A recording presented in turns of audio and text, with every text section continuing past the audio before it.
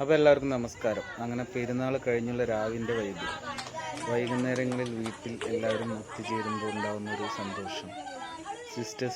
സിസ്റ്റേഴ്സും കുട്ടികളും എല്ലാവരും കൂടിയിട്ടൊരു ഈവനിങ് പെരുന്നാൾ കഴിഞ്ഞ് ഒന്ന് പെരുന്നാളിൻ്റെ തിരക്ക് കഴിഞ്ഞ് ഫ്രീ ആയി എല്ലാവരും കൂടി ഒന്ന് സംസാരിച്ചിരിക്കാൻ വേണ്ടി എല്ലാവരും വീട്ടിലെത്തി.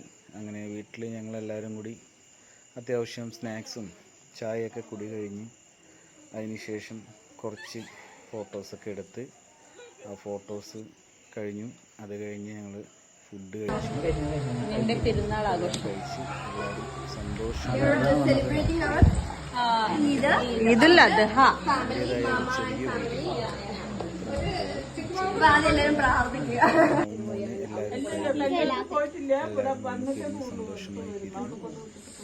ആ ഒരു വീഡിയോ എടുത്ത്